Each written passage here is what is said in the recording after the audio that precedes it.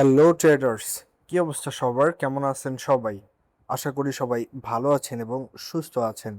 Smart ফরেক্স 360 degree YouTube চ্যানেলের আরও একটি নতুন ভিডিওতে আপনাদের সবাইকে স্বাগত। তো আজকে আমরা যেহেতু আজকে ফরেক্স মার্কেট বন্ধ, তো আজকে আমরা কোনো ট্রেড করব না। আজকে আমরা একটা অ্যানালাইসিস করব যে আগামী এক সপ্তাহে গোল্ডের প্রাইস কততে যেতে পারে বা গোল্ড মার্কেটের কি হতে পারে গোল্ড মার্কেটে, এই বিষয়ে কিন্তু আমরা জানবো। তাই আজকের ভিডিওটি যারা ট্রেডার রয়েছেন তাদের জন্য মোস্টলি অনেক গুরুত্বপূর্ণ একটি ভিডিও। তাই শুরু থেকে শেষ পর্যন্ত সম্পূর্ণ ভিডিওটি মনোযোগ দিয়ে দেখবেন, কোথাও কোনো স্কিপ করবেন না, না টেনে সম্পূর্ণ ভিডিওটি দেখবেন। আর ভিডিও শুরু করার আগে একটি কথা না বললেই নয়, যারা এখন পর্যন্ত আমাদের এই স্মার্ট ফরেক্স 360 ডিগ্রি ইউটিউব চ্যানেলটি সাবস্ক্রাইব করেননি, তারা এই যে এখানে সাবস্ক্রাইব বাটন রয়েছে, সাবস্ক্রাইব করে দিবেন এবং পাশে থাকা যে একটি বেল আইকন আসবে, এই বেল আইকনে ক্লিক করে নোটিফিকেশনটা অলে ক্লিক করে দিবেন। তাহলে আমরা যখনই কোনো ভিডিও আপলোড করব সেটি আপনি সবার আগে আপনার ফোনে নোটিফিকেশনের মাধ্যমে পেয়ে যাবেন। আর সম্পূর্ণ ভিডিওটি দেখা শেষ করার পরে আপনার যদি ভিডিওটি ভালো লাগে তাহলে অবশ্যই ভিডিওতে একটি লাইক করে দিবেন এবং এখান থেকে সুন্দর একটি কমেন্ট করে দিবেন। ঠিক আছে, এখান থেকে কমেন্ট করে দেওয়ার পরে সর্বশেষ কাজ হলো এই শেয়ার অপশন, শেয়ারে ক্লিক করে হোয়াটসঅ্যাপ, ফেসবুক, টেলিগ্রাম, জিমেল যে কোনো মাধ্যমে আমাদের ভিডিওটি শেয়ার করে দিবেন। আর আমরা বিগত গত 4টা 5টা ভিডিও যদি একটু অ্যানালিসিস দেখি, মূলত আমরা এ পর্যন্ত 4টা ভিডিওতে লাইভ ট্রেড করছি এবং এই 4টাই কিন্তু আমরা প্রফিট করছি। বাট গতকাল যে ভিডিওটা আপলোড করা হয়েছে সেটাতে কিন্তু আমাদের লস হয়েছে এবং কেন লস হয়েছে সেটাও কিন্তু আমরা ডিটেলসে আলোচনা করেছি। তো ওই ভিডিওগুলো যদি দেখে না থাকেন তাহলে কাইন্ডলি আগের ভিডিওগুলো দেখে নেবেন। তো যাই হোক, আর দেরি না করে আমরা আজকের ভিডিওটি শুরু করি। তো আজকের আমাদের ভিডিওর টপিক আপনারা টাইটেল থাম্বনেল দেখেই বুঝতে পেরেছেন। আজকে আমরা গোল্ড মার্কেট অ্যানালাইসিস করব যে আগামী এক সপ্তাহে মার্কেটটা কেমন যেতে পারে। তো রাইট নাও যদি আমরা গোল্ডের প্রাইস দেখি, তো রাইট নাও কিন্তু গোল্ডের প্রাইস রয়েছে 4018.33।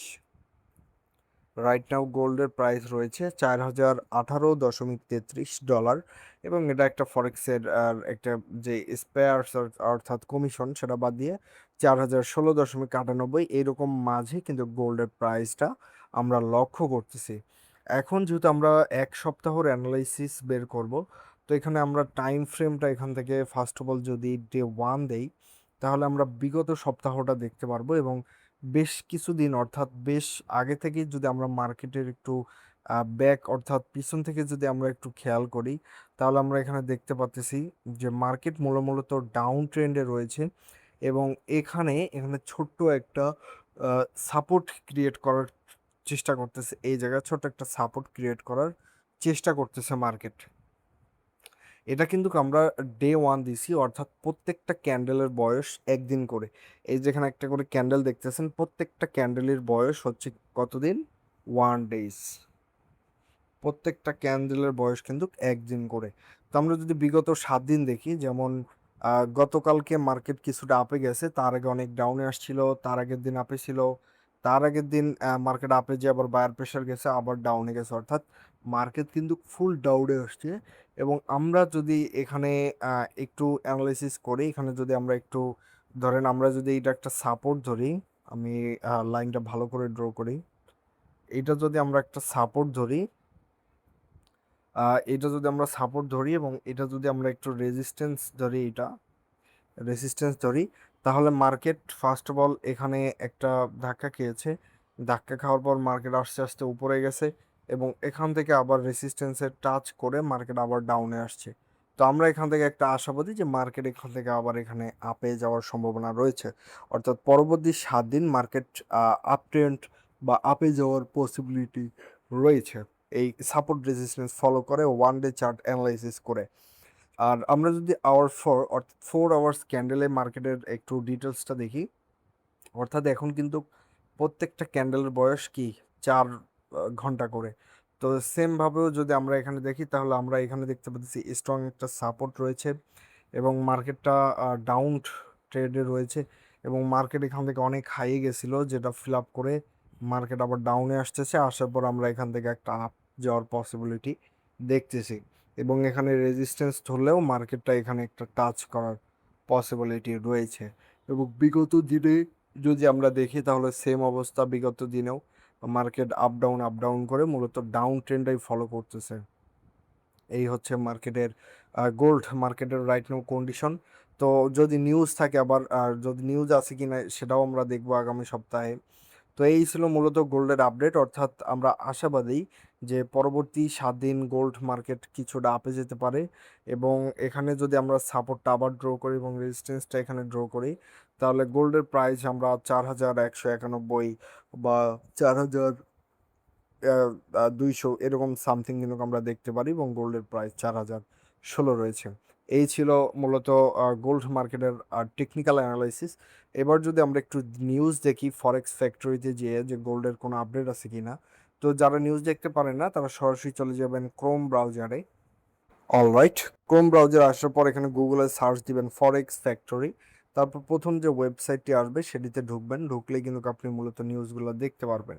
তো যেহেতু আজকে মার্কেট অফ ডে, স্যাটারডে, আজকে কোনো নিউজ নেই, এবং সানডেও আপাতত কোনো আমরা নিউজ দেখতে পাচ্ছি না। এবং জুলাইয়ের 20 তারিখে যদি আমরা দেখি তাহলে সেই দিন বেশ বড় সড়ো নিউজ আছে এই ক্যাট কয়েনে।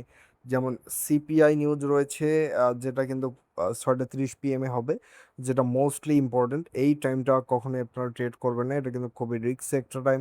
এই টাইমটি ট্রেড অফ রাখার ট্রাই করবেন, কারণ সিপিআই কিন্তু মার্কেটে হিউজ একটা ইফেক্ট ফেলে।